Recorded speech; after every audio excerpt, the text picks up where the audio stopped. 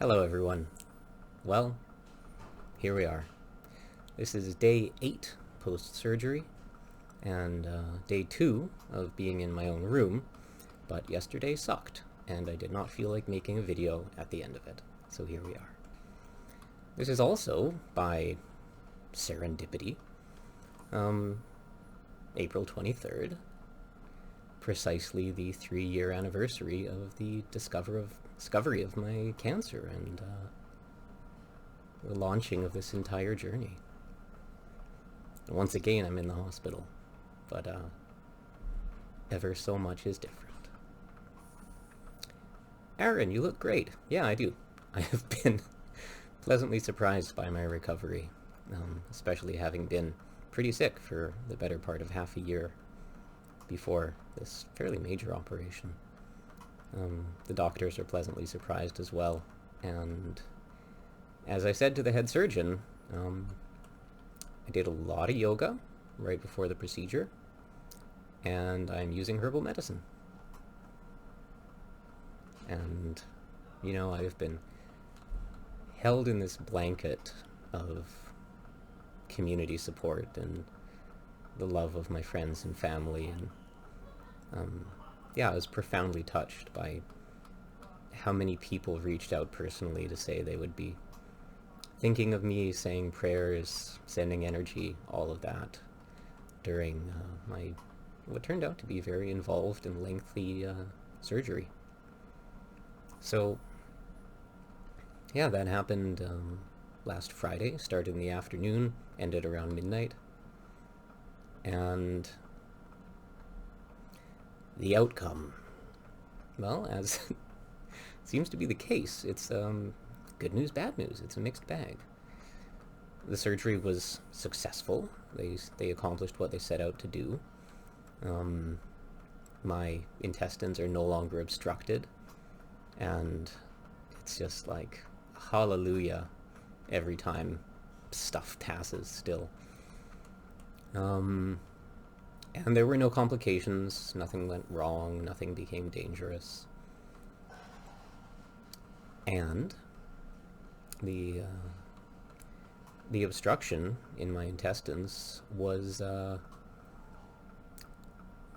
mix of adhesion and cancer, and it was a lot more cancer than had previously been thought. And they couldn't get all of it out. And they also spotted a couple spots that were previously known about and are still existing.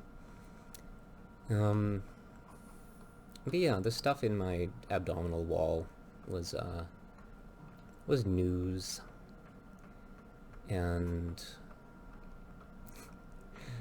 the surgeon, who's wonderful, just a phenomenal human being with kind, clear eyes,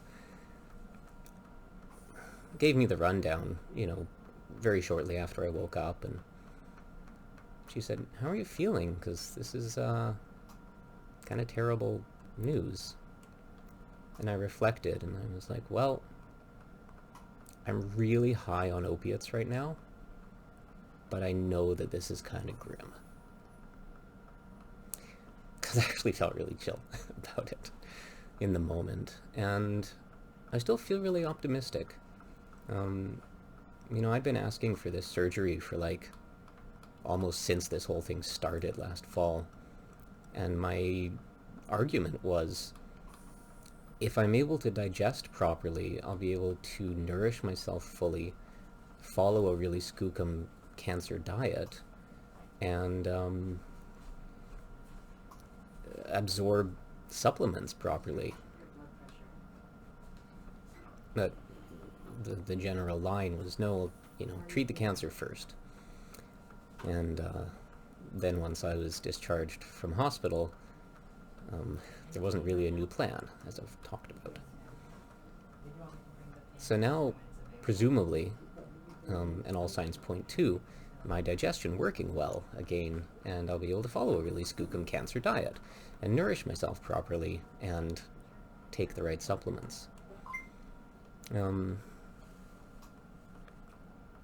So what now? My firm belief is that everything has its place, and given that my digestion is now not, an issue that I need to be devoting so much time to, and that the cancer has proved itself to still be fairly significant, I'm planning to actually stick around in Vancouver for a bit, stay with my wonderful sister, and receive cancer treatment here. Not sure how long that'll be, but I'll be away from Rossland for a while. And I feel good about it because there's so many resources down here. And the de facto oncologist in Trail is not someone I particularly get along with or feel all that confident being cared by. And you can tell him I said that.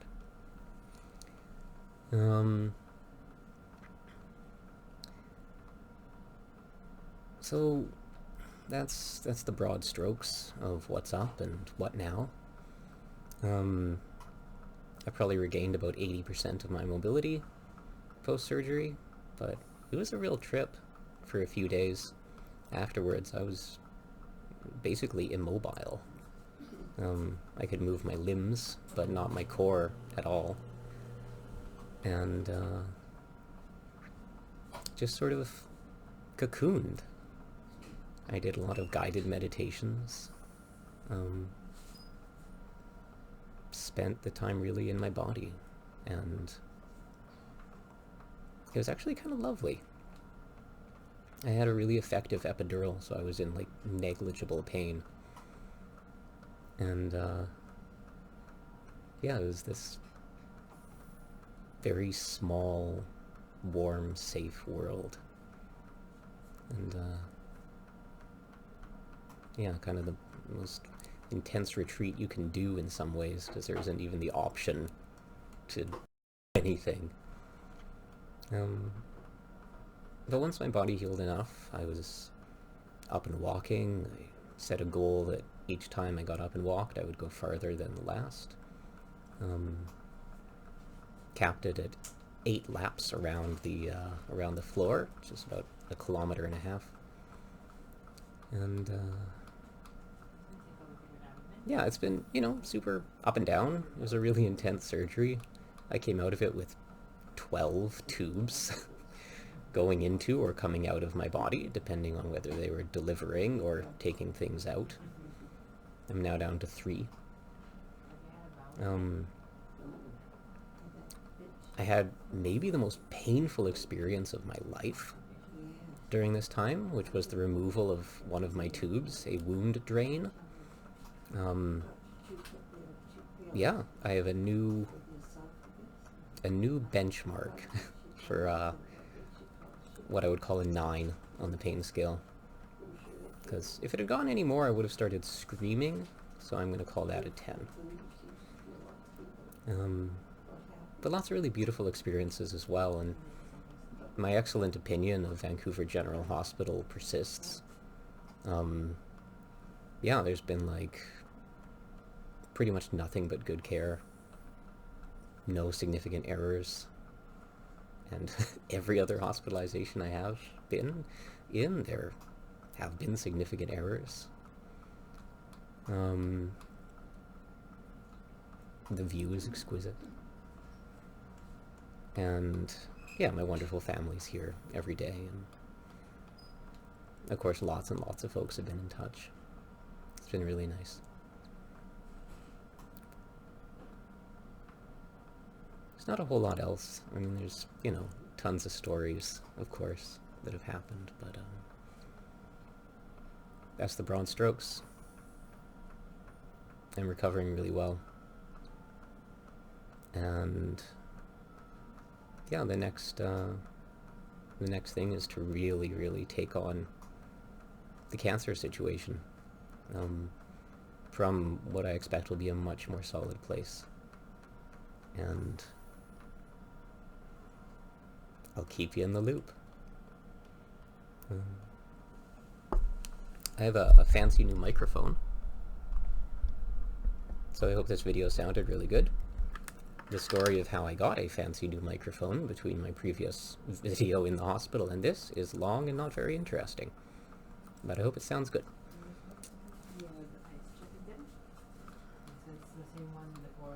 So, with that, I suppose I'll sign off.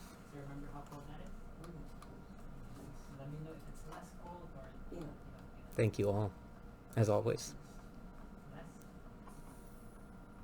for all the support. It means the world.